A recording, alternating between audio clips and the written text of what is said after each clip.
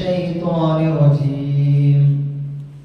بسم الله الرحمن الرحيم. يا أيها الذين آمنوا اتقوا الله حق تقاته ولا تموتن إلا وأنتم مسلمون. بسم الله الرحمن الرحيم. كلا إنها لظى نزاعة للشوى. ഏറെ സ്നേഹ ബഹുമാനമുള്ള വിശ്വാസിനികൾ, ലോകരക്ഷിതാവും പരിപാലകനുമായ അല്ലാഹു സുബ്ഹാനഹു വ തആലയുടെ കൽപ്പനാ നിർദ്ദേശങ്ങൾ ജീവിതത്തിന്റെ എല്ലാ മേഖലകളിലും കഴിവിന്റെ പരമാവധി സൂക്ഷിച്ചും പാലിച്ചും ജീവിക്കണമേ എന്ന് എന്നെയും നിങ്ങളെ ഓരോരുത്തരെയും ആമുഖമായി ഉണർത്തുകയാണ്, വസിയ്യത്ത് ചെയ്യുകയാണ്. പരിശുദ്ധ റമദാൻ നമ്മുടെ അരികിൽ എത്തി നിൽക്കുകയാണ്. ആ റമദാനിലെ പുണ്യങ്ങളെ കുറിച്ചും പ്രതിഫലങ്ങളെ കുറിച്ചും ഒക്കെ ഏറെ കേൾക്കുകയും പഠിക്കുകയും അറിയുകയും ഒക്കെ ചെയ്തവരാണ് നമ്മൾ. എന്നാൽ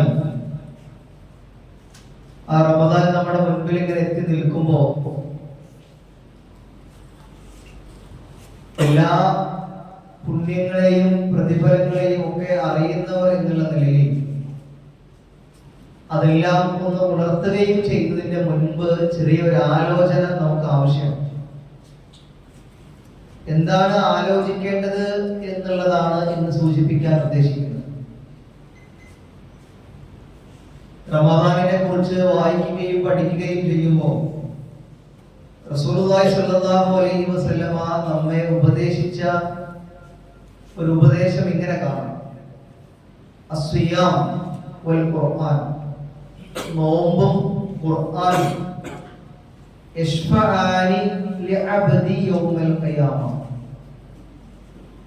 നോമ്പും ഖുർആനും അവ രണ്ടും ശഫാഅത്ത് പറയും, ശുപാർശ പറയും, ലിഅബ്ദ് ഒരു അടിമക്ക്, യൗമൽ ഖിയാമ പരലോകത്ത് വെച്ച്. ഈ രണ്ട് കാര്യങ്ങൾ ശഫാഅത്ത് ശുപാർശ പറയുമെന്നാണ്. അങ്ങനെയാണെങ്കിൽ ഒരു നോമ്പിനെ വരവേൽക്കാൻ കാത്തു നിൽക്കുന്ന നമ്മൾ ഓരോരുത്തരും നോമ്പിൽ നമ്മൾ ചെയ്യേണ്ട അമലുകളെ കുറിച്ചും അതിന്റെ പ്രതിഫലത്തെ കുറിച്ചും പുണ്യങ്ങളെ കുറിച്ചും ഒക്കെ അറിയുന്നതിന്റെ മുൻപ്, അതല്ലെങ്കിൽ നമ്മളെ ഒന്ന് ഉണർത്തുന്നതിന്റെ മുൻപ് നമ്മൾ ആലോചിക്കേണ്ടത്, നമ്മൾ ഇസ്ലാമിൽ നമുക്കറിയാം ബുലൂഗെത്തിയാൽ, പ്രായമെത്തിയാലാണ് നോമ്പെടുക്കേണ്ടത്.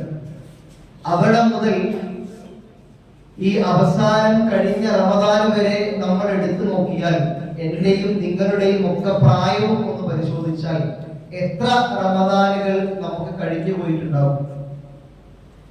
ആ കഴിഞ്ഞു പോയ റമദാനിനെയാണ് പ്രവാചകൻ സല്ലല്ലാഹു അലൈഹി വസല്ലമ നമ്മെ ഉപദേശിച്ച ഈ ഉപദേശത്തെ വെച്ച് നമ്മൾ ആലോചിക്കേണ്ടത് ഇപ്പോൾ അസ്സിയാം വൽ ഖുർആൻ യശ്ഫഅനി ലിഅബ്ദി യൗമൽ ഖിയാമ. നമുക്ക് പ്രായമായത് മുതൽ ഞാനും നിങ്ങളും കഴിഞ്ഞ റമദാൻ വരെ എടുത്ത നോമ്പുകൾ, നമ്മൾ പാരായണം ചെയ്ത വിശുദ്ധ ഖുർആൻ നമുക്ക് നാളെ അല്ലാഹുവിന്റെ കോടതിയിൽ ശഫാഅത്ത് പറയുമോ, ശുപാർശ പറയുമോ എന്ന ചിന്തയാണ് ഇപ്പോൾ നമുക്ക് വേണ്ടത്. എന്താണ് ശുപാർശ?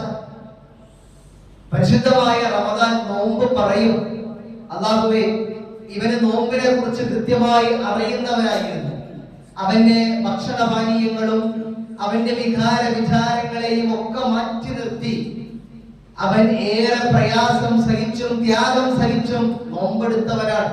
അല്ലാഹുവേ ഇവന് നീ സ്വർഗം കൊടുക്കണേ.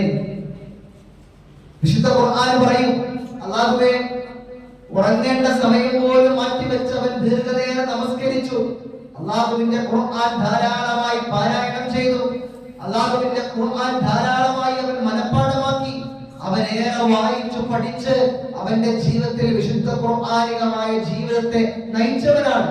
അല്ലാഹുവേ അവന് സ്വർഗം കൊടുക്കണേ. എന്നാൽ നേർ വിപരീതവുമുണ്ട്. എന്താ വിപരീതം? ഇവന് നോമ്പിനെ കുറിച്ച് അറിയാം, റമദാനിലെ പ്രതിഫലങ്ങളെ കുറിച്ചും പുണ്യങ്ങളെ കുറിച്ചും അറിയാം.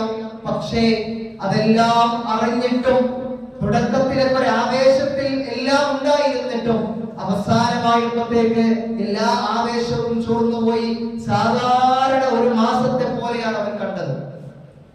സാധാരണ ഒരു മാസത്തെ പോലെയാണ് അവൻ അതിനെ കണ്ടത്. അല്ലാഹുവേ അവന് ശിക്ഷ നൽകണേ എന്നാണ്. ഖുർആൻ വായിച്ചാൽ എല്ലാ മാസത്തെക്കാളും പ്രതിഫലമുണ്ട്, ഓരോ ഹറഫുകൾക്കും പ്രതിഫലമുണ്ട് എന്ന ബോധ്യം ഉണ്ടായിട്ടും, അത് വായിക്കാനും പഠിക്കാനുമുള്ള സമയമുണ്ടായിട്ടും, സന്ദർഭവും സാഹചര്യവും ഉണ്ടായിട്ടും അവനതിന് തയ്യാറായില്ല. അവന് മറ്റു പല വിനോദങ്ങളിലായിരുന്നു താല്പര്യം കൂടുതൽ. അല്ലാഹുവേ അവന് ശിക്ഷ നൽകണേ എന്നാണ്. റമദാനിനെ വരവേൽക്കാൻ ഒന്ന് കാത്തു നിൽക്കുന്നുണ്ട്. എന്നിട്ട് ഇത് ആലോചിക്കുക, പ്രായമായത് മുതൽ കഴിഞ്ഞ റമദാൻ വരെ ഞാൻ നിങ്ങളും എടുത്ത നോമ്പ്, നമ്മൾ ഓതിയ ഖുർആൻ, ഈ പറഞ്ഞതിൽ ഏത് തരത്തിലായിരിക്കും നമുക്ക് ശഫാഅത്ത് പറയുക? സ്വർഗം നൽകണേ എന്ന ശഫാഅത്താണോ, അതല്ല അവന് ശിക്ഷ നൽകണേ എന്ന ശഫാഅത്താണോ? ഈ ഒരു ചിന്തയും ഈ ഒരു ആലോചനയും നമുക്ക് ഇല്ലെങ്കിൽ എന്താണെന്നറിയോ പ്രിയമുള്ളവരെ, ഈ റമദാനും ഒരു യാന്ത്രികമായി കഴിഞ്ഞു പോകും. ഈ റമദാനും ഒരു യാന്ത്രികമായി കഴിഞ്ഞു പോകും. തുടക്കത്തിൽ ആവേശക്കാരനായി, രണ്ടാമത്തെ പത്തൊക്കെ എത്തുമ്പോഴത്തേക്ക് കുറച്ചൊക്കെ മടുപ്പ് തോന്നി, അവസാനത്തെ പത്തിലേക്ക് എത്തുമ്പോ ലൈലത്തുൽ ഖദർ എന്ന ചിന്ത പോലും ഇല്ലാതെ ആഘോഷ രാവുകളിലേക്കും വിനോദയാത്രകളിലേക്കും ഒക്കെ നമ്മുടെ മനസ്സിൽ എത്തി തുടങ്ങും. നമ്മൾ ചിന്തിക്കേണ്ട വിഷയം ഇതാണ്. കഴിഞ്ഞു പോയ റമദാനിലെ നോമ്പും ഖുർആനും ഒക്കെ എനിക്ക് എന്ത് ശഫാഅത്ത് പറയുമെന്ന അതിന്റെ ഗൗരവം മനസ്സിലാവാൻ ഒരു കാര്യം കൂടെ ബോധ്യപ്പെടേണ്ടത് നമുക്ക്.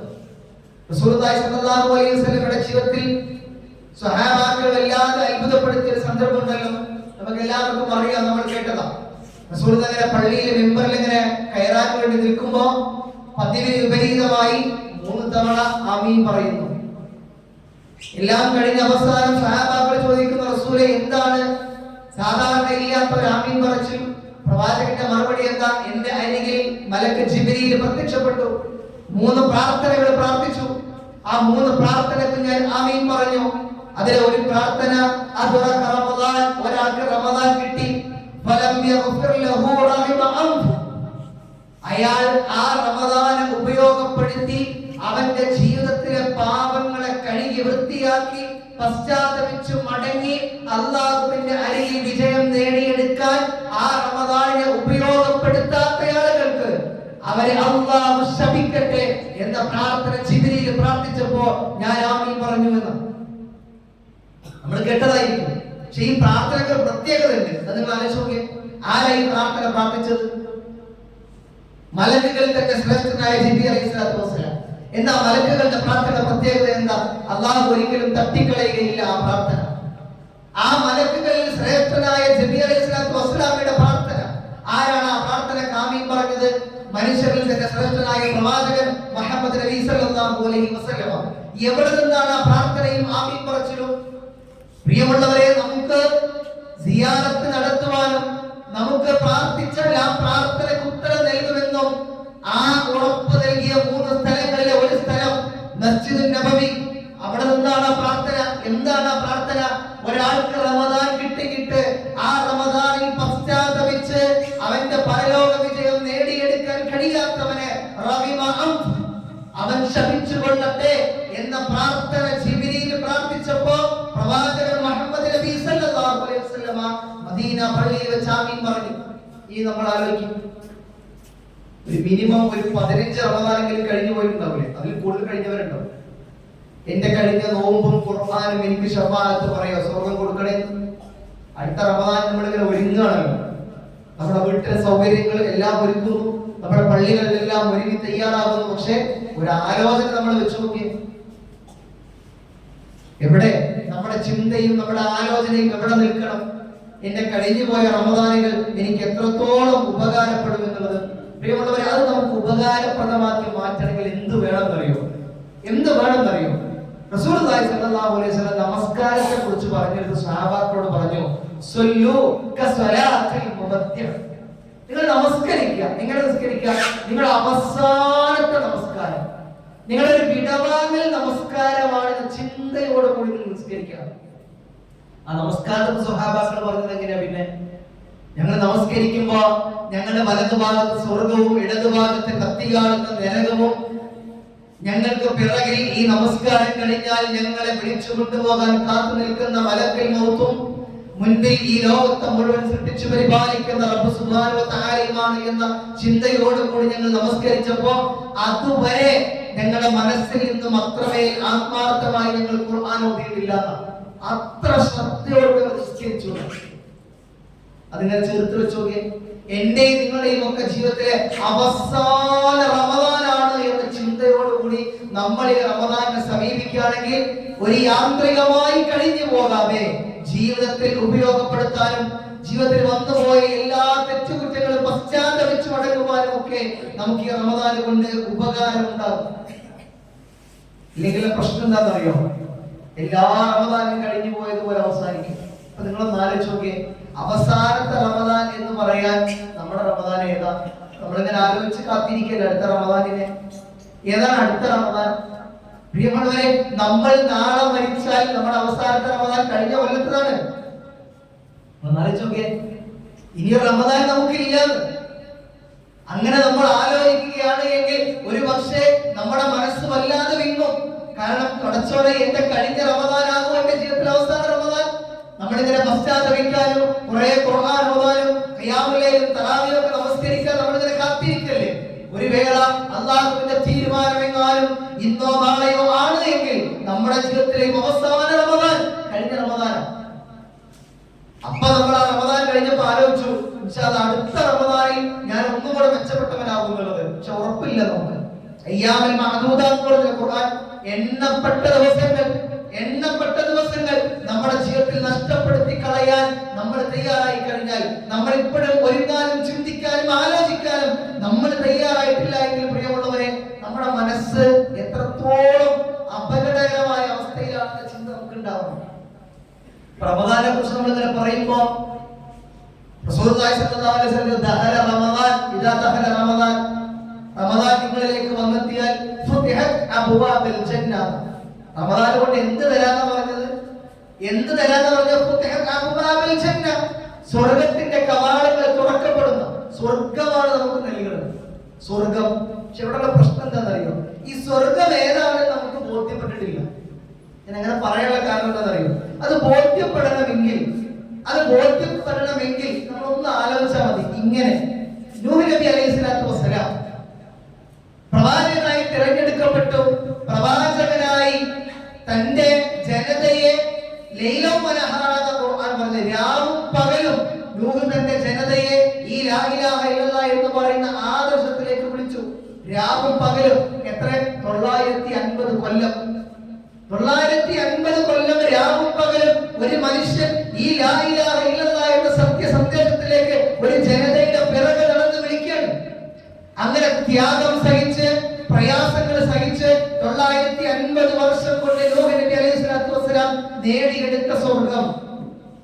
മൂസാ നബി അലൈഹിസ്സലാത്തു വസ്സലാം 300-ൽ പരം വർഷം ജീവിച്ചു. അദ്ദേഹം മൂസാ നബി അലൈഹിസ്സലാത്തു വസ്സലാം 300-ൽ പരം വർഷം കൊണ്ട് ഫറോവ എന്ന് പറയുന്ന ഒരു ഭരണാധികാരിയുടെ മുൻപിൽ ഒട്ടും ഒരു പ്രയാസവും ഒരു മടിയും കാണിക്കാതെ അല്ലാഹുവിന്റെ കൽപ്പന പ്രകാരം ശക്തമായി ധീരനായി നിന്നുകൊണ്ട് ലാ ഇലാഹ ഇല്ലല്ലാഹ് പറഞ്ഞ് ആ ശത്രുക്കളുടെ മുൻപിൽ ശക്തമായി നിലകൊണ്ട് 300 വർഷം കൊണ്ട് മൂസാ നബി അലൈഹിസ്സലാത്തു വസ്സലാം നേടിയെടുത്ത സ്വർഗ്ഗം.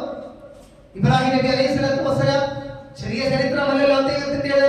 എന്തെല്ലാം പ്രശ്നങ്ങൾ നാടും വീടും കുടുംബവും അറ്റിയവറ്റിയപ്പോഴും അവസാനം തന്നെ വധിക്കാൻ വേണ്ടി ശ്രമിച്ചപ്പോഴും ആദർശം കൈവിടാതെ ഏറ്റവും നല്ല മനുഷ്യനായി ഈ ലോകത്ത് ജീവിച്ച് ഖലീലുള്ളാഹ് അല്ലാഹുവിന്റെ കൂട്ടുകാരൻ എന്ന സ്ഥാനപ്പേര് വരെ കിട്ടുമാർ മനോഹരമായി ജീവിച്ച് തീർത്ത 100 വർഷം കൊണ്ട് ഇബ്രാഹിം നബി അലൈഹിസ്സലാം നേടിയെടുത്ത സ്വർഗ്ഗം. അവസാനം മുഹമ്മദ് നബി സല്ലല്ലാഹു അലൈഹി വസല്ലം 23 വർഷക്കാലം എന്തെല്ലാം പ്രയാസങ്ങൾ, എന്തെല്ലാം ദുരിതങ്ങൾ, എന്തെല്ലാം കഷ്ടപ്പാടുകൾ, പട്ടിണിയും അക്രമവും പ്രയാസവും നാടുകടത്തലും എറിഞ്ഞോടിക്കലും തുടങ്ങി എന്തെല്ലാം മർദ്ദനങ്ങൾ ഏറ്റുവാങ്ങി പ്രിയമുള്ളവരെ, ആ 23 വർഷം കൊണ്ട് നേടിയെടുത്ത സ്വർഗ്ഗം എന്താ പറഞ്ഞാൽ കുറച്ച് ഒരു ഏറും കൊള്ളണ്ട. ഒരു ഏറും കൊള്ളണ്ട. 30 ദിവസം നോമ്പെടുത്ത് ഞങ്ങളുടെ കയ്യിൽ വെച്ച് തരാം. അപ്പോഴാണ് നമ്മൾ പറഞ്ഞത് 15 ക്ഷീണിച്ചു, ചൂടാണ്. അവസാനത്തെ 10ലേക്ക് എത്തുന്നത് നമ്മൾ പെരുന്നാളിന്റെ ആഘോഷങ്ങളിലേക്ക് എത്തി. ഏതാണ് ഈ സ്വർഗം എന്നറിയോ? 950 കൊല്ലവും 300 കൊല്ലവും 100 കൊല്ലവും 23 കൊല്ലം കൊണ്ടൊക്കെ പ്രവാചകന്മാർ നേടിയെടുത്ത സ്വർഗം. നിങ്ങൾ 30 ദിവസം നിങ്ങൾ നോമ്പനുഷ്ഠിച്ചാൽ നിങ്ങളുടെ കയ്യിൽ വെച്ച് തരാന്ന് പറഞ്ഞ സ്വർഗത്തെ കുറിച്ച് നമുക്ക് ബോധ്യപ്പെട്ടിട്ടില്ല. നിങ്ങൾ ബാക്കൊക്കെ ആലോചിച്ച് നോക്കി, എത്ര റമദാൻ കഴിഞ്ഞു പോയി. റമദാനങ്ങൾ സ്വീകരിക്കാൻ നിൽക്കുന്നതിന്റെ മുമ്പേ കഴിഞ്ഞു പോയ റമദാനെ കുറിച്ച് ആലോചിക്കുന്നത് നല്ലതാണ്. എന്തായിരിക്കും എനിക്കുള്ള ശുപാർശ, നോമ്പും ഖുർആനും പറയുക എന്നുള്ള ആലോചന പ്രിയമുള്ളവരെ നമുക്ക് ഏറെ ആവശ്യം. അതുകൊണ്ട് സ്വർഗം എന്ന് പറഞ്ഞത് നമുക്ക് അല്ലാഹ് തരാന്ന് പറഞ്ഞതാണ്. അത് നിസ്സാരമായ ഒന്നല്ല. അത് നേടിയെടുക്കാൻ നമ്മുടെ മുൻഗാമികൾ കഷ്ടപ്പെട്ട കഷ്ടപ്പാടുകൾ നിങ്ങൾ ആലോചിച്ച് നോക്കി. യാസിർ കുടുംബം, യാസിർ റളിയല്ലാഹുവിനെ പിടിച്ചുകൊണ്ടുപോവാണ്. എന്നിട്ട് പ്രവാചകനോടുള്ള പ്രതികാരം തീർക്കുകയാണ്. എങ്ങനെയാണെന്നറിയോ? പ്രവാചകൻ ഇങ്ങനെ പള്ളിയിൽ പോകുന്ന വഴിയിൽ ഈന്തപ്പനയിൽ കെട്ടിയിടുക. യാസിർ റളിയല്ലാഹുവിനെ കെട്ടിയിട്ടു എന്ന് മാത്രമല്ല, പ്രവാചകൻ നടന്നു പോകുന്ന വഴിയിലേക്ക് മുഖം തിരിച്ചു വെച്ചു. എന്നിട്ട് ചാട്ടവാറ് കൊണ്ട് അടിച്ചു. അടിച്ചടിച്ച് രക്തം വലിച്ചു. റസൂലുള്ളാഹി സ്വല്ലല്ലാഹു അലൈഹി വസല്ലം അങ്ങോട്ടും ഇങ്ങോട്ടും പോകുന്നത് കാണുന്നുണ്ട്. ശത്രുക്കൾ പ്രവാചകനുള്ള പ്രതികാരം തീർക്കുക. കെട്ടയച്ചു വിട്ട യാസിർ റളിയല്ലാഹു പ്രവാചകന്റെ അരികിൽ വരികയാണ്. ശരീരത്തിൽ മുഴുവൻ മുറിവേറ്റ് പ്രയാസമായി വരുമ്പോൾ ചോദിക്കുകയാണ്, പ്രവാചകരെ എപ്പോഴാണ് സഹായം ഉണ്ടാവുക? എപ്പോഴാണ് സഹായം ഉണ്ടാവുക? റസൂലുള്ളാഹിന്റെ മറുപടി എന്താണെന്നറിയോ? ഫസ്ബിർ യാ ആല യാസിർ, ഫസ്ബിർ യാ ആല യാസിർ. യാസിറെ, നീ ക്ഷമിക്ക്, നിനക്ക് അല്ലാഹ് സ്വർഗ്ഗം നൽകുമെന്ന, നിനക്ക് അല്ലാഹ് സ്വർഗ്ഗം നൽകുമെന്ന. നിങ്ങളൊരു ഒരു ബ്ലേഡ് കൊണ്ട് കയ്യിൽ വരയ്ക്കാൻ എത്ര വേദന ഉണ്ടാകും? എത്ര വേദന ഉണ്ടാവും? ചുട്ടുപഴുത്ത മണലിൽ കെട്ടിവെച്ച് ചാട്ടവാറ് കൊണ്ട് അടിച്ച് രക്തം വലിക്കുന്ന ശരീരമായിരുന്ന യാസിർ റളിയല്ലാഹു നേടിയെടുത്ത സ്വർഗം നമ്മളോട് പടച്ചോൻ പറഞ്ഞത്, ബാങ്ക് കേൾക്കുമ്പോഴേ നീ നമസ്കാരത്തിലേക്ക് വന്നാൽ സുന്നത്ത് നമസ്കരിച്ചാൽ ഫർളിന്റെ കൂലി തരാം, ഫർളിന്റെ കൂലി തരാം. ആലോചിക്കണം. അപ്പോഴും നമുക്ക് അതിനെ കുറിച്ച് ബോധ്യമില്ല. അങ്ങനെ കഷ്ടപ്പെട്ട് നേടിയെടുത്ത സ്വർഗം 30 ദിവസം കൊണ്ട് കയ്യിൽ വെച്ച് തരാമെന്ന് പറഞ്ഞിട്ട് നമ്മളെങ്ങാനും നഷ്ടപ്പെടുത്താൻ തയ്യാറാവണമെങ്കിൽ നമ്മളെക്കാൾ വലിയ നഷ്ടക്കാർ വേറെ ഉണ്ടാവില്ല. നമ്മളെക്കാൾ വലിയ നഷ്ടക്കാർ വേറെ ഈ ലോകത്തുണ്ടാവുകയില്ല. അതുകൊണ്ട് പ്രിയമുള്ളവരെ, റമദാൻ നമ്മുടെ അരികിൽ എത്തി നിൽക്കുകയാണ്. മുൻകഴിഞ്ഞു പോയ റമദാനിൽ വന്ന തെറ്റുകുറ്റങ്ങളൊക്കെ ഉണ്ടാവും. അതിനെയൊക്കെ നമുക്ക് ഈ റമദാനെ കൊണ്ട് മായ്ച്ചു കളയാൻ കഴിയണം. അതുകൊണ്ട് മുൻകഴിഞ്ഞു പോയ റമദാനെ കുറിച്ച് വളരെ കൃത്യമായ ഒരു ചിന്തയും ആലോചനയും നമുക്ക് ഉണ്ടാവണം. എന്താണ് റമദാനെ കൊണ്ട് നമുക്ക് അല്ലാഹ് തരാം എന്ന് പറഞ്ഞതിനെ കുറിച്ചും ബോധ്യമുണ്ടാകണം. യാന്ത്രികമായി തുടക്കത്തിൽ ആവേശക്കാരായി പിന്നീട് പതിയെ പതിയെ ആവേശം കുറഞ്ഞ് സാധാരണ പോലെ ഒരു മാസമായി റമദാനെ നമ്മൾ അകറ്റാനും തീർക്കാനുമാണ് നമ്മൾ തീരുമാനിച്ചതെങ്കിൽ നമ്മളെക്കാൾ വലിയ നഷ്ടക്കാരില്ല. അതുകൊണ്ട് പ്രിയമുള്ളവരെ, ആ റമദാൻ കൊണ്ട് നമുക്ക് അല്ലാഹ് നൽകാമെന്ന് പറഞ്ഞ ഒന്ന് സ്വർഗ്ഗമാണ്. രണ്ടാമത്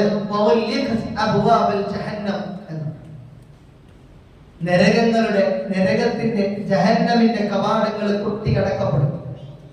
നമ്മളിങ്ങനെ ചിന്തിക്കുകയാണ്, സ്വർഗം കിട്ടിയാൽ ഞാൻ വിജയിച്ചു. അല്ല, മനുഷ്യന്റെ ലക്ഷ്യം സ്വർഗം നേടുക എന്നുള്ളത് മാത്രമല്ല, നരകമോചനം കൂടെ ആവണം. നരകമോചനം കൂടെ ആവണം. നമ്മൾ ചെയ്ത തിന്മകൾക്കുള്ള ശിക്ഷകൾക്ക് ശേഷമാണ് നമുക്ക് സ്വർഗമുള്ളൂ. പൂർണ്ണമായി നമുക്ക് സ്വർഗത്തിലേക്ക് എത്തണമെങ്കിൽ നരകത്തിനുള്ള മോചനം കൂടെ നമുക്ക് കഴിയണം. റബ്ബനാ ആതിനാ ഫിദ്ദുനിയ, നമ്മൾ പ്രാർത്ഥിക്കുന്ന പ്രാർത്ഥനയല്ലേ, ഹസനത്തൻ, ദുനിയാവിലെ നന്മയുണ്ട്, വൽ ആഖിറത്തെ ഹസനത്തൻ, ആഖിറത്തിലെ നന്മയുണ്ട്. അതുകൊണ്ട് പ്രിയമുള്ളവരെ, നമ്മുടെ ജീവിതത്തിൽ നരകം, ആ നരകമോചനവും നമ്മുടെ ലക്ഷ്യമായിട്ട് മാറണം. നരകത്തിൽ നിന്നും അള്ളാഹു രക്ഷിക്കും എന്ന് പറഞ്ഞാൽ നമ്മൾ ആലോചിക്കേണ്ടത്, ഇപ്പൊ നമ്മൾ ആലോചിച്ച് നോക്കിയേ, നമുക്കൊരു ക്യാൻസർ ബാധിച്ചു വിചാരിക്കുക, നമ്മൾ എത്ര വേദന സഹിക്കേണ്ടി വരും? എത്ര വേദന സഹിക്കേണ്ടി വരും? നല്ല വേദന സഹിക്കേണ്ടി വരും. ആ അസുഖമുള്ള ആളുകളെ നമ്മൾ സമീപിച്ചു നോക്കുക, ഓരോ പ്രയാസം നമുക്കറിയാം. പെയിൻ കില്ലർ കഴിച്ചവരുടെ വേദന ശമിപ്പിക്കുന്ന കാഴ്ച കാണുമ്പോൾ നമുക്ക് വല്ലാത്ത പ്രയാസമാണ്. അങ്ങനെയുള്ള അത്ര ശക്തമായ വേദന അനുഭവിക്കേണ്ട സാഹചര്യം നമുക്ക് ഉണ്ടാവും. എന്താ ഖുർആൻ പറഞ്ഞതെന്നറിയോ?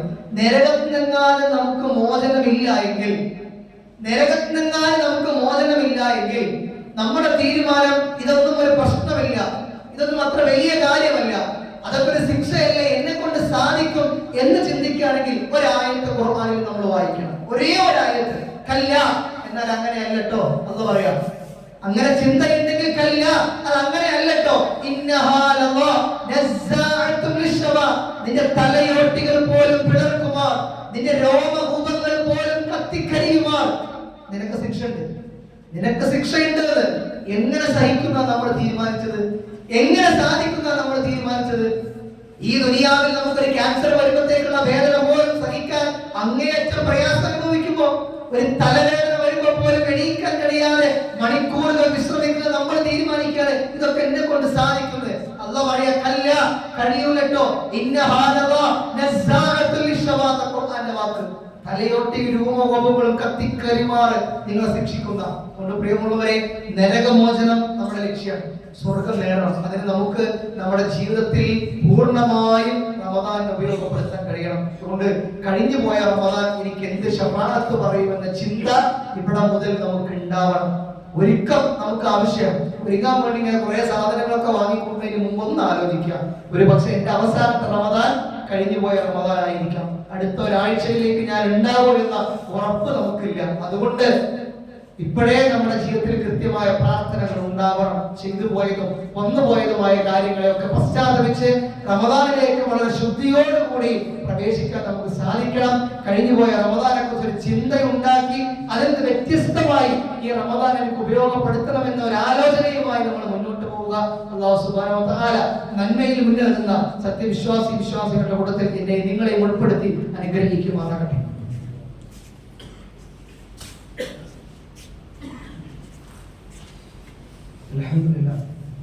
الحمد لله رب العالمين والعاقبة للمتقين ولا عدوان إلا على الظالمين ونبينا محمد وعلى آله وصحبه أجمعين أما بعد.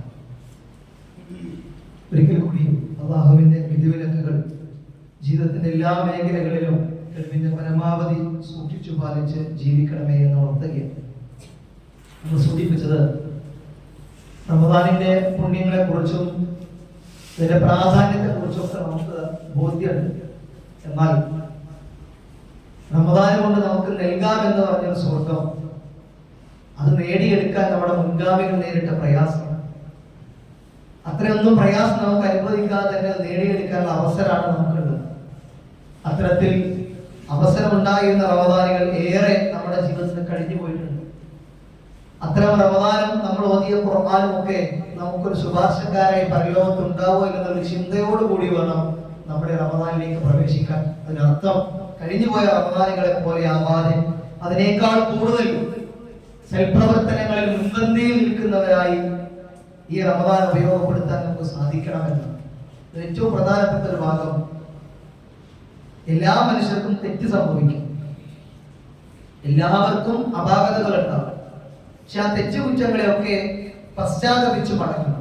അത്തരം പശ്ചാത്തപിച്ച് മടങ്ങുന്ന ആളുകൾ അല്ലാഹു ഇഷ്ടം. ഇന്നല്ലാഹു യുഹിബ്ബു തവ്വാബീൻ എന്ന് ഖുർആൻ പറഞ്ഞു. പശ്ചാത്തപിച്ച് മടങ്ങുന്നവരെ അല്ലാഹു ഏറെ ഇഷ്ടമാണ്. പടച്ചോനെ പറ്റിപ്പോയി, തെറ്റ് ചെയ്തു പോയി, പടച്ചോനെ പൊറുക്കണേ എന്ന് മനസ്സലിഞ്ഞ് പ്രാർത്ഥിക്കുന്ന ആളുകളെ അല്ലാഹു വലിയ ഇഷ്ടമാണ്. നമുക്കൊരു നിരാശയൊന്നും വേണ്ട ജീവിതത്തിൽ. പടച്ചോനെ വന്നു പോയി, ഇനിയിപ്പോ എന്താ ചെയ്യാം, അല്ലാഹു പൊറുക്കോ ഇല്ലെന്ന് പ്രയാസമൊന്നും വേണ്ട. അല്ലാഹു ഏറെ പൊറുക്കുന്നവരാണ്. അങ്ങനെ നമ്മുടെ ജീവിതത്തിൽ വന്നുപോയ പാപങ്ങളെ ഒക്കെ പശ്ചാത്തപിച്ച് മടങ്ങേണ്ട ഒരു അവസ്ഥയിലേക്ക്, സാഹചര്യത്തിലേക്കാണ് നമ്മൾ പ്രവേശിക്കാൻ പോകുന്നത്. അതുകൊണ്ട് പശ്ചാത്താപം എന്നുള്ളത് പ്രിയമുള്ളവരെ നമ്മൾ ഒരിക്കലും വിട്ടുപോകരുത്. ഇവിടെ ഒരു പ്രശ്നം എന്താണെന്നറിയോ? നമ്മളിങ്ങനെ ആലോചിക്കുകയാണ്, പശ്ചാത്തപിക്കുക എങ്ങനെയാണ് തൗബ ചെയ്യുക? നമ്മൾ അധികം ആളുകൾ തെറ്റിദ്ധരിച്ചൊരു കാര്യം എന്താണെന്നറിയോ? ദുആയും തൗബയും അത് രണ്ടാണ്. പ്രാർത്ഥനയും തൗബയും അത് രണ്ടാണ്. നമ്മളെന്താ വിചാരിച്ച നോമ്പനാണ് കുറച്ചുവരെ ഞാൻ കുറെ തെറ്റിയിട്ട് കൊടുത്തതാണ്. ഇതെന്താ? ഇത് പ്രാർത്ഥനയാണ്, ദുആയാണ്. തൗബ എന്താ? അത് പശ്ചാത്താപമായിട്ട് മാറണമെങ്കിൽ പ്രധാനമായും 3 കാര്യങ്ങൾ വേണം. ഒന്ന്, അവന്റെ മനസ്സിൽ ഖേദം ഉണ്ടാവണം. ഖേദം, ഒരു കുറ്റബോധം ഉണ്ടാവണം. കുറച്ചുകൂടെ ഞാൻ നമസ്കരിച്ചില്ല, ഞാൻ കളവ് പറഞ്ഞു പോയി, ഞാൻ അവനെ അപമാനിക്കുന്ന രൂപത്തിൽ പ്രവൃത്തി ചെയ്തു പോയി, എന്താ ചെയ്യുക? ഒരു കുറ്റബോധം ഉണ്ടാവില്ല നമ്മുടെ മനസ്സിൽ. ആ കുറ്റബോധം ഉണ്ടാവും. 1. 2, നമ്മൾ ചെയ്തു പോയ അത്തരം തെറ്റുകുറ്റങ്ങൾ ആരെങ്കിലും ഒക്കെ ചെയ്തു കാണുമ്പോ അയാൾ അതിൽ നിന്ന് പിന്തിരിപ്പിക്കാൻ നമുക്ക് കഴിയണം. 3-ാമത്തെ 1, നമ്മൾ ഒരിക്കലും ഇനി ആ തെറ്റിലേക്ക് പോവാൻ പാടില്ല. അതാണ് തീരുമാനം. ഇതാണ് തൗബ. നമ്മൾ ചിന്തിക്കുന്നത് ഞാൻ വലിയ തെറ്റുകുറ്റങ്ങളൊന്നും ചെയ്തിട്ടില്ലല്ലോ എന്ന് നമ്മളിങ്ങനെ ആലോചിക്കും അല്ലേ? ഒരു സ്വഹാബി മരണപ്പെട്ട സമയത്ത്, യുദ്ധവേളയിൽ മരണപ്പെട്ട സമയത്ത് മറ്റു സ്വഹാബികൾ പറഞ്ഞു, അദ്ദേഹം സ്വർഗത്തിലായിരിക്കില്ലേ, അദ്ദേഹം സ്വർഗത്തിലായിരിക്കില്ലേ. റസൂലുള്ളാഹി സ്വല്ലല്ലാഹു അലൈഹി വസല്ലം അവരോട് പറഞ്ഞു, അദ്ദേഹം സ്വർഗത്തിലാണ്, നിങ്ങൾ എങ്ങനെ തീരുമാനിക്കുക? എന്നിട്ട് റസൂൽ അവരോട് പറഞ്ഞു, മറ്റൊരാളുടെ വിഷയത്തിൽ അകാരണമായി അയാൾ ഇടപെട്ടിട്ടില്ല എങ്കിൽ, മറ്റൊരാളുടെ വസ്തു അയാൾ അനുവാദമില്ലാതെ എടുത്തിട്ടില്ല എങ്കിൽ മാത്രം, മറ്റൊരാളുടെ വിഷയത്തിൽ അകാരണമായി അയാൾ ഇടപെട്ടിട്ടില്ല എങ്കിൽ, മറ്റൊരാളുടെ വസ്തു അദ്ദേഹം അനുവാദമില്ലാതെ എടുത്തിട്ടില്ല എങ്കിൽ അദ്ദേഹം സ്വർഗത്തിലാണ്. രണ്ടാമത്തെ ഭാഗം നമ്മളവിടെ വെക്കുക, നമ്മൾ ആരും മോഷ്ടിക്കാനൊന്നും പോകലില്ല. പക്ഷെ ഒന്നാമത്തെ ഭാഗം എന്താ? അകാരണമായി മറ്റുള്ളവരുടെ വിഷയത്തിൽ ഇടപെടാതെ. നമ്മുടെ നാവ്, നമ്മുടെ വർത്തമാനങ്ങൾ അത് പലപ്പോഴും അതിക്രൂരമായി മാറാറുണ്ട്. ചില ആളുകളുടെ മനസ്സ് വല്ലാതെ വേദനിപ്പിക്കാറുണ്ട്. ചില ആളുകൾ കുടുംബത്തിൽ നിന്നും ഇറങ്ങിപ്പോകാൻ കാരണമാകാറുണ്ട്. സൗഹൃദ ബന്ധങ്ങൾ മുറിഞ്ഞു പോകാൻ കാരണമാകാറുണ്ട്. അവസാനം ആ മനുഷ്യനെ മരണപ്പെട്ട് കിടക്കുമ്പോ എന്തെന്നില്ലാത്ത വേദനയോടുകൂടി ആ മയ്യത്ത് കാണാൻ വേണ്ടി നമ്മൾ വന്ന് നിൽക്കാറുണ്ട്. ഇവിടെ നമ്മൾ ആലോചിക്കണം, സ്വർഗപ്രവേശനവുമായി ബന്ധപ്പെട്ട മറ്റൊരാളുടെ വിഷയത്തിൽ അകാരണമായി ഇടപെടുക, അയാളെ ദ്രോഹിക്കാനും അയാളെ പ്രയാസപ്പെടുത്താനും കുറ്റപ്പെടുത്താനും ഒക്കെ നമ്മുടെ നാവും നമ്മുടെ മനസ്സും തയ്യാറായിട്ടില്ലെങ്കിൽ പ്രിയമുള്ളവരെ, നമുക്ക് നഷ്ടം സ്വർഗം, നഷ്ടം സ്വർഗം. നമ്മൾ കൃത്യമായി ആലോചിക്കണം. നമ്മുടെ നാവ് കൊണ്ട് ഒരാളുടെ മനസ്സും വേദനിക്കരുത്, ഒരാളുടെ മനസ്സ് പോലും പ്രയാസം ഉണ്ടാകരുത്. ഖുതുബയില് സൂചിപ്പിക്കേണ്ടതാണ്. ആ ബാക്കിലെ മക്കൾ ശ്രദ്ധിക്കണം. ജുമയാണ്, ഒരാൾ വർത്തമാനം പറഞ്ഞാൽ എല്ലാവരും ജുമ ബാക്കിലാണ്. തുടക്കം മുതൽ നിങ്ങൾ സംസാരിച്ചുകൊണ്ടിരിക്കുന്നുണ്ട്. ജുമക്ക് ഒരു മര്യാദയും കാര്യങ്ങൾ കൃത്യമായി ശ്രദ്ധിക്കണം. റമദാനെ കുറിച്ചാണ് നമ്മൾ സൂചിപ്പിക്കുന്നത്. നമ്മുടെ അരികിൽ വന്നിട്ടുള്ള ഈ മാസത്തെ നമ്മൾ നഷ്ടപ്പെടുത്തിയാണ്. പശ്ചാത്തപിച്ച് മടങ്ങാൻ പ്രായ വ്യത്യാസമൊന്നുമില്ല. മരണത്തിന് എപ്പോ വേണമെങ്കിലും മരിക്കാം. പല തെറ്റുകുറ്റങ്ങളും നമ്മുടെ ജീവിതത്തിൽ വന്നുപോയിട്ടുണ്ടാകും. അതുകൊണ്ട് പ്രിയമുള്ളവരെ, കഴിഞ്ഞുപോയ റമദാനെ പോലെ ഞാൻ വീണ്ടും ആവർത്തിക്കണം, യാന്ത്രികമായി പോകരുത്. വെറും ഇഫ്താറുകളും വെറും ആഘോഷങ്ങളുമായി നമ്മൾ മാറരുത്. അതിനപ്പുറത്ത് നിന്ന് തഖ്വയോടുകൂടി ഈമാൻ മുന്നിൽ കണ്ടുകൊണ്ട് നമ്മൾ ഈ നോമ്പിനെ റമദാൻ ഉപയോഗപ്പെടുത്താം. നമസ്കാര സുന്നത്തുകൾക്ക് ഫർദിന്റെ കൂലിയാണ്, നഷ്ടപ്പെടുത്തരുത്. ഓരോ ഹറഫിനും 10 ഇരട്ടി കൂലിയാണ് ഖുർആൻ ഓതിയാൽ, നഷ്ടപ്പെടുത്തരുത്. സ്വതക്കങ്ങൾക്ക് അത്രമേൽ കൂലിയാണ്, നഷ്ടപ്പെടുത്തരുത്. കഴിയുന്ന അത്രയും എന്തൊക്കെ സൽപ്രവർത്തനങ്ങൾ സജീവമായി ഇടപെടാൻ നമുക്ക് സാധിക്കുമോ ഒന്നും നഷ്ടപ്പെടുത്താതെ നമ്മൾ തയ്യാറാവാം. ഇപ്പോഴേ നമ്മൾ തീരുമാനിച്ചാൽ കുറെ കാര്യങ്ങൾ നമുക്ക് കൃത്യമായി പ്ലാൻ ചെയ്യാൻ കഴിയും. നമ്മുടെ ദുനിയാവിലെ കാര്യങ്ങളിലും കച്ചവട കാര്യങ്ങളിലും ഒക്കെ നമ്മൾ എത്രത്തോളം പ്ലാനിങ്ങോട് നമ്മൾ മുന്നോട്ട് പോകുന്നുണ്ട്, അതിനേക്കാളൊക്കെ പ്ലാനിങ് വേണ്ടതാണ് നമ്മുടെ സ്വർഗം നേടിയെടുക്കാനുള്ള ജീവിതത്തിൽ. അതുകൊണ്ട് തീരുമാനിക്കാം, സമയക്രമങ്ങൾ തീരുമാനിക്കാം, നമസ്കാരത്തിന് ജമാഅത്ത് സമയങ്ങൾ മനസ്സിലാക്കി അവിടെ എത്താൻ വേണ്ടിയുള്ള കാര്യങ്ങളൊക്കെ ചെയ്യുക.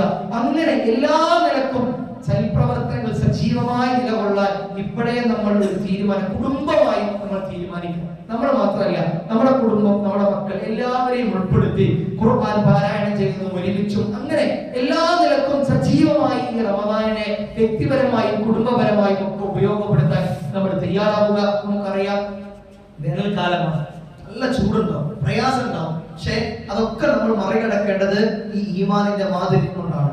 അവിടെ നമ്മൾ ഇങ്ങനെ ആലോചിക്കേണ്ട പ്രിയമുള്ളവരെ, യാസർ റളിയല്ലാഹു, ബിലാൽ റളിയല്ലാഹു, അവരൊന്നും അനുഭവിച്ച പ്രയാസം നമ്മൾ അനുഭവിക്കേണ്ടി വരുന്നില്ല കേട്ടോ. അവരൊക്കെ നേടിയെടുത്ത സ്വർഗ്ഗമാണ് നമുക്ക് തരാന്ന് പറഞ്ഞത്. ആ ചിന്തയോട് കൂടിയാണെങ്കിൽ നമുക്ക് ഈ റമദാൻ ഉപയോഗപ്പെടുത്താൻ പറ്റും. ആ രീതിയിൽ ഈ റമദാൻ ഉപയോഗപ്പെടുത്തണമെന്ന നിയ്യത്തോടു കൂടി എല്ലാ സൽപ്രവർത്തനങ്ങളും സജീവമായി നിലകൊള്ളാൻ വേണ്ടി നമ്മൾ ആത്മാർത്ഥമായി നിയ്യത്തെടുത്ത് അത്തരത്തിലുള്ള സജ്ജീകരണങ്ങളൊക്കെ തയ്യാറായി നമ്മൾ മുന്നോട്ട് പോവുക. അല്ലാഹു സുബ്ഹാനഹു വ തആല എന്നെ നിങ്ങളെയും ഒക്കെ പരിശുദ്ധമായ റമദാനിലേക്ക് എത്തിക്കുമാറാകട്ടെ. അല്ലാഹുവേ, ആ റമദാനിൽ നോമ്പെടുക്കുവാനും ആത്മാർത്ഥമായി സൽപ്രവർത്തനങ്ങൾ സജീവമായി നിലകൊള്ളുവാനുമുള്ള ആയുസ്സും ആരോഗ്യവും ഞങ്ങൾക്ക് എല്ലാവർക്കും നീ തൗഫീഖ് നൽകി അനുഗ്രഹിക്കണമേ നാഥാ. അല്ലാഹുവേ, കഴിഞ്ഞ റമദാനിൽ ഞങ്ങളുടെ കൂടെ ഉണ്ടായിരുന്ന കുറെ ആളുകൾ ഞങ്ങളുടെ വീട്ടിലും കുടുംബത്തിലും സൗഹൃദങ്ങളിലും നാട്ടിലും ഒക്കെയായി കുറെ ആളുകൾ ഇല്ല. അവരൊക്കെ നിന്റെ അരികിലേക്ക് യാത്രയായി. അല്ലാഹു, ഞങ്ങൾ നിന്നിലേക്ക് വന്നു ചേരേണ്ടവരാണ്. അല്ലാഹു, ഞങ്ങളെയും അവരെയും ഒക്കെ നിന്റെ ജന്നാത്തുൽ ഫിർദൗസിൽ നീ ഒരുമിച്ച് കൂട്ടി അനുഗ്രഹിക്കണമേ നാഥാ. അല്ലാഹുവേ, എവിടെ വെച്ച് മരിച്ചാലും മുസ്ലിമായിട്ട് മരിക്കാനും ലാ ഇലാഹ ഇല്ലല്ലാഹ് എന്ന് ഉച്ചരിച്ചുകൊണ്ട് മരിക്കാനുള്ള തൗഫീഖ് ഞങ്ങൾക്ക് ഞങ്ങൾക്ക് ഏവർക്കും നീ പ്രദാനം ചെയ്ത് അനുഗ്രഹിക്കണമേ നാഥ. അല്ലാഹുവേ, വന്നുപോയ ചെറുതും വലുതുമായ എല്ലാ തെറ്റുകുറ്റങ്ങളും ഞങ്ങൾക്ക് ഏവർക്കും നീ പുറത്ത് മാപ്പാക്കി തരണമേ. അല്ലാഹുവേ, കുറെ ആളുകൾ മാറാരോഗങ്ങൾ കൊണ്ടും മറ്റു പ്രയാസങ്ങളും കഷ്ടപ്പാടും ഒക്കെ അനുഭവിക്കുന്നവരുണ്ട്. അവർക്കും ഞങ്ങൾക്കും എല്ലാവർക്കും നീ മഗ്ഫിറത്തും മർഹമത്തും ശിഫയും സമാധാനവും നൽകി നീ അനുഗ്രഹിക്കണമേ നാഥ. ഞങ്ങളുടെ കുടുംബങ്ങളിൽ നിന്ന്, മക്കളിൽ നിന്ന് എല്ലാ നിലക്കുള്ള സമാധാനവും സംതൃപ്തി നൽകി നീ അനുഗ്രഹിക്കണമേ നാഥ. اللهم اجرنا من النار، اللهم اجرنا من النار، اللهم اجرنا من النار. اللهم اعز الاسلام والمسلمين واذل الشرك والمشركين. ربنا تقبل منا انك انت السميع العليم. ربنا آتنا في الدنيا حسنه وفي الاخره حسنه وقنا عذاب النار. امين امين برحمتك يا ارحم الراحمين.